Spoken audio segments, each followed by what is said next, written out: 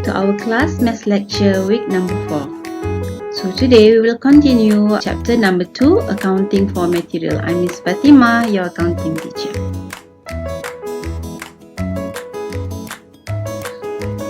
In the previous lecture, we have done material planning and documentation. We have done direct material cost calculation, and we learned about two different types of accounting system for inventory, which is perpetual and periodic.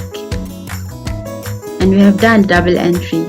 So today we will focus on material valuation, which we have a three type of material valuation here, which is first in, first out, last in, first out, and average cost. And lastly, a little bit of a background of the EOQ, which is economic order quantity. Let's look at the next slide.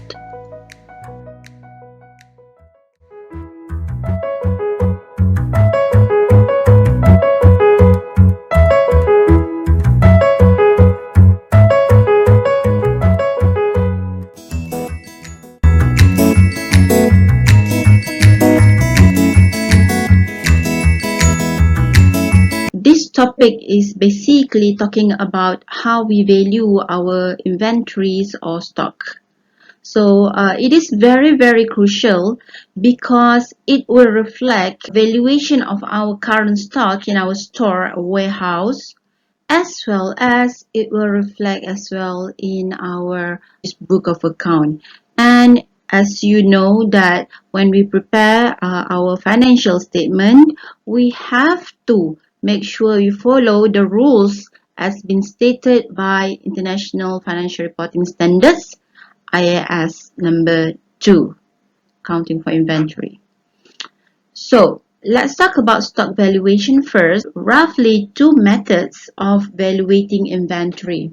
First method is specific identification method. This method is especially for the inventory which have a high value. For example, you are selling aeroplane, for example. So the aeroplane, every single part of aeroplane is very high value. It is very variables, and it is can cost you about thousands, right, or billions, all right, so millions. So basically, these are the parts or component that you must follow specific identification method, where you will specifically mention this type of inventory and how much is it, how much is the value of the inventory or component, right? So this is the first method, which is specific identification method. From the terms itself, specific refers to how specific you have to identify the value of the cost of the inventory. For example, in your warehouse you have an engine, part of the engine, and you know, engine of aeroplane is very expensive and crucial. So this engine, you must specifically identify what type of engine, what type of model, and how much is the value. So one item, one value. It must be accurate and precise. Second type of inventory costing method is cost flow assumption methods. Basically, this type of inventory costing method is used for those inventories which have a lesser value. For example, you are selling marker pen. So when you sell a marker pen, you have lots of thousands of marker pen in your store, for example.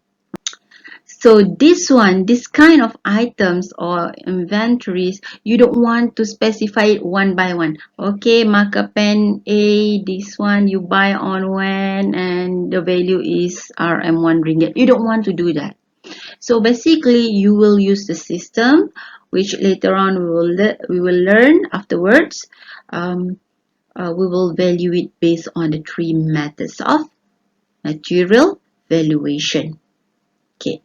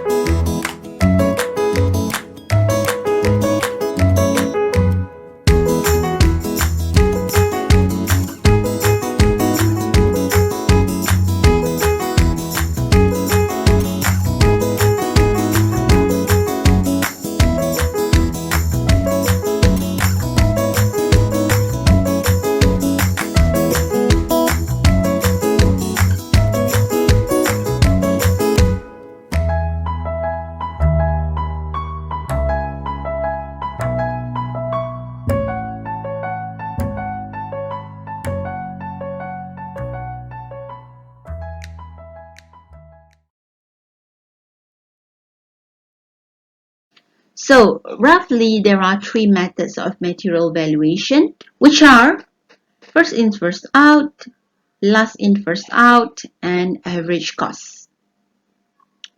First in, first out. It is the first one who in will be the one who will out first. Last in, first out. It is last one in means the latest inventory will be taken out first to give to the client. And for average cost, it doesn't matter you take which one, earlier, older, or latest value. Basically, you value it at the average cost.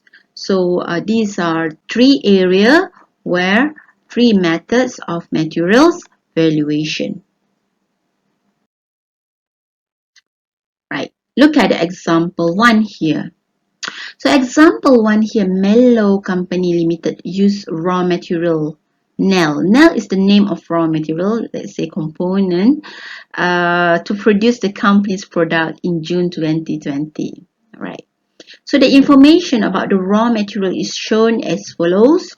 You can see this is the simplified transaction so that we can see how we're going to do it, and you will practice more on this kind of question in tutorial class.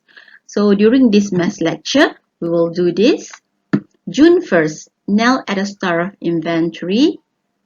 Inventory from previous period, total 500 units at a cost of 10 ringgit per unit. So from here, you can identify that these 500 units, which the cost of 10 ringgit per unit, is the inventory from last period. Usually when you close your account, you want to know how much inventories in your account. So this is when you do the stock count, and you will identify, oh, you have a 500 units at the price of 10 ringgit per unit. So on June 7, you receive 1,000 units of NEL at a cost of 12 ringgit per unit. So what does it mean by receive here? It means that the company purchased a new component. Alright, so the warehouse received newly 1,000 units, which you purchase it at 12 ringgit. And on June 9, withdraw 200 units of NEL to the production department. So withdraw here means the factory or production department requests for the component to be used during the production. So warehouse will send the 200 units to the production department, which is factory. Okay, right. So when we have to deal with this kind of question, this is not a difficult question. This basically is easy questions. So you must remember these two rules. Don't break these two rules. Number one, you must clear what method you have to use, and second one, you have to follow the date. Okay, so let's look how we're going to do that afterwards. Yeah, start from draw the table. I'll show to you the table. Then you will determine valuation method, which of course this will be identified during questions, and record in table according to date. And the last step is to ensure every date will be posted to balance. Right.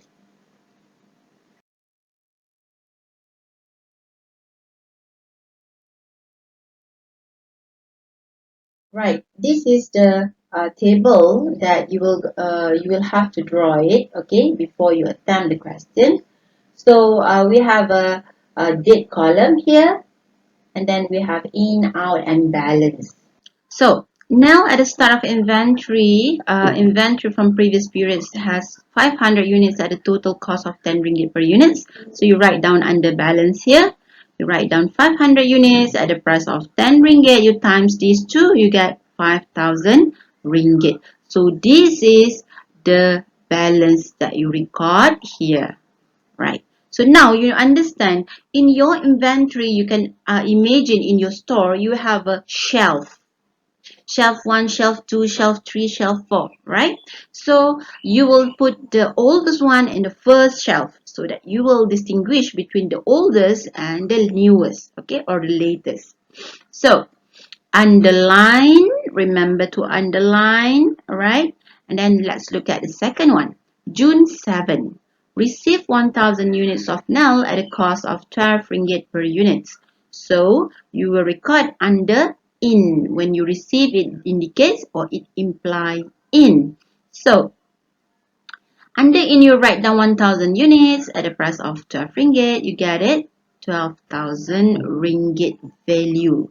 So first you write down the old one. Now your first shelf has the old one and your second shelf has the newly received inventory. So after that, you underline. So you see here, I didn't combine both of the inventory, old and new. I distinguish between these two. This is how you're going to do that, right? And look at June 9. Withdraw 200 units of NEL to the production department. When you withdraw means you transfer to the factory and the factory will use the raw materials or component for the production department. So you will write down under out because you withdraw 200 units at the price of which one? You take from which shelf? The first shelf or the second shelf? Okay. In order to identify which shelf you have to take from, you look at the methods again. First in, first out. So you take from the first in, which is old one. So you take from here, you write down 200 units you take out from the 10 ringgit group, right? So 200 times 10 ringgit, you get 2000. So now your old shelf, you have remaining 300, which is 500 from the balance. You take out 200, remaining 300 at the price of 10 ringgit each. So you have it, the value at 3000. And the new one, you didn't touch it, you didn't take it at all, so you have to copy everything below here. So from here, you should understand, right? You look at in here first. In here indicates the amount of purchase component. How much is it? 1000 units has been purchased at the price of RM 12 ringgit. So the whole purchases 12,000. Second column here indicates out, means use for production. So the total component used for production is 200 units. Of course, at the price of RM 10 ringgit, and the value is RM 2000. And for the last column here, you have to look at the latest part only, which is latest box here only, which indicates closing stock. So in the end, in your warehouse, you have 1300 units, which the total value is RM 15,000 worth of inventories. Okay, so this is first in, first out. How is it so far? Yes! Next.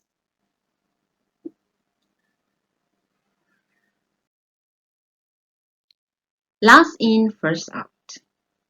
So for last in, first out, we will use the same transactions, but now we use last in, first out, which indicates last in, first out. The latest we take it, all right? Right. Now, balance, we write the balance as usual, 500 at the price of 10 equal to 5,000.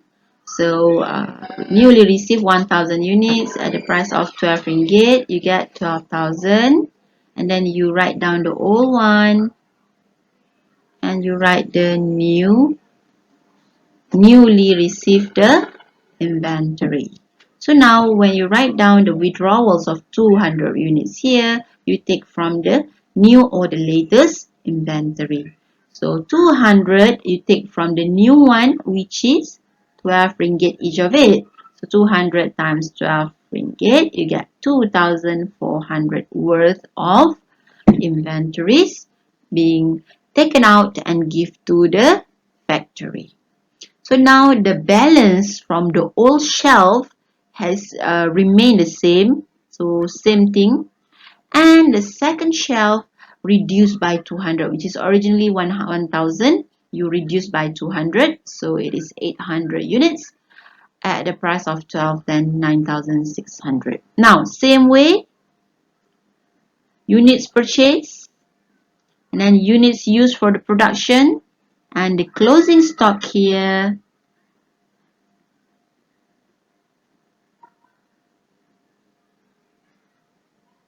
1,300 units, but the worth of it is RM 14,600. Okay, so this is last in first out. The difference is only you take from the latest shelf. Okay, the third one is average cost. This one you have to look properly. Alright, so first one, balance of cost, we write down same way. Now, you just newly received 1,000, right? So you transfer it under units here, 1,000 at the price of 12 ringgit, so 12,000. Now, you write down the old one, you write down the new one, but you have one more row you have to add in to calculate the average cost. Okay, so look how we're going to calculate the average cost. Yeah? First, you total up 500 plus 1,000. You get 1,500. Second, you total up the total, which is RM. 5,000 plus 12,000, 17,000. Third one, you take 17,000 divide by 1,500. You get 11.33. So this is the average cost. So how to get this? I show it here. Number 3. You take the 7,000 divide by 1,500. Okay, this one is RM. So you get RM 11.33. Okay. So when you withdraw later, when you withdraw 200 units, you already use the average cost, which is 200. You take out, you use the cost of average cost. 200 times 11.33, you get 2266. And the balance, 1,500 reduced by 200, you get 1,300. Times 11.33, you get 14,734. Done.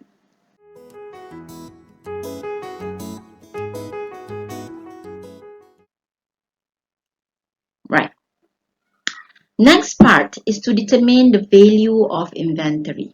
Okay. According to MFRS 102 or IAS number 2, inventory should be valued at the lower of cost or market value.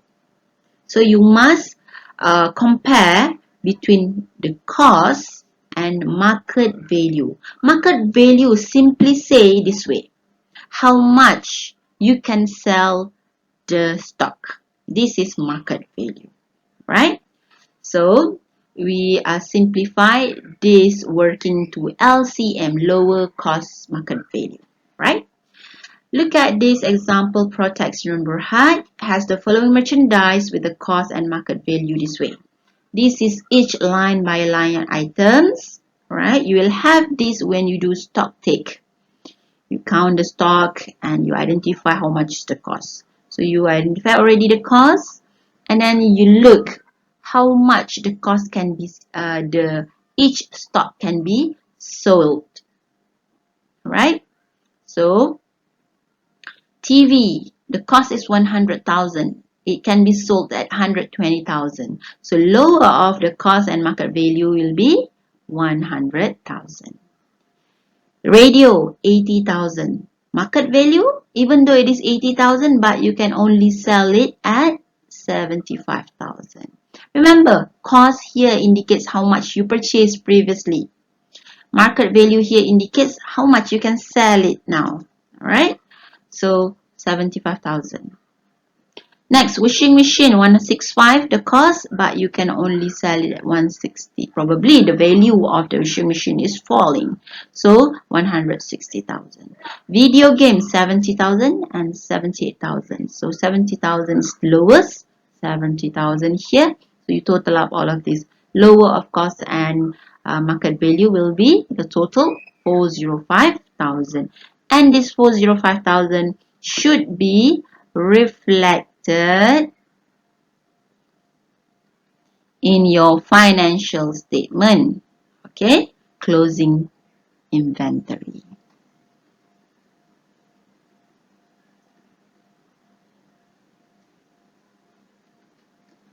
Okay.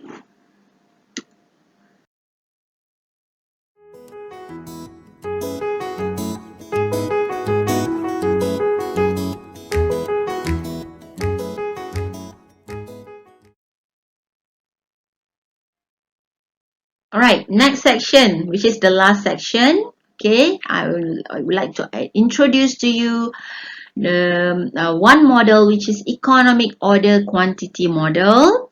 At your level, you just have to know about how you're going to calculate that, what does it mean, and what does it for. Okay, EOQ is one of the popular method in inventory management.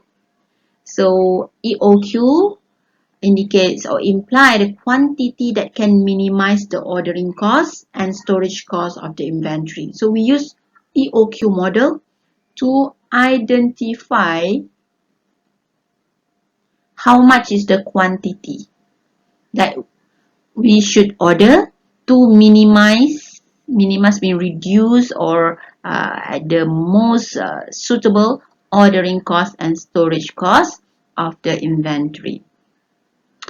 When we learn under the topic number 2, yes, this topic earlier, all right, when we purchase our raw material, ordering costs has some costs, yeah, storage costs as well.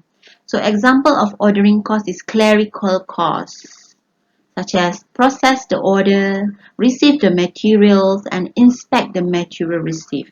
Okay, this is ordering cost. This cost is calculated as preparing order average cost for certain period. Okay.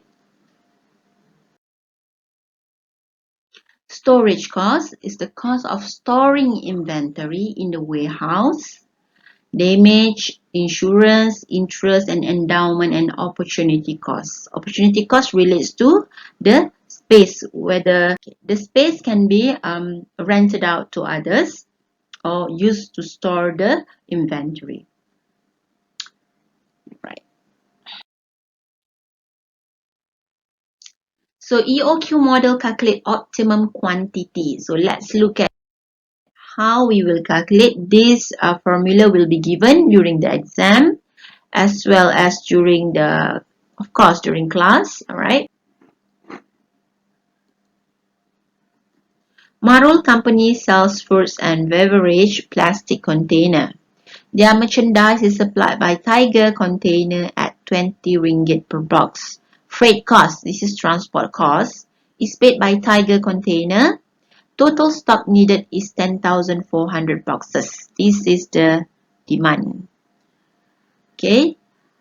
And the capital cost interest rate for Marol is 12%. Lead time means waiting time for purchase of order is 2 weeks.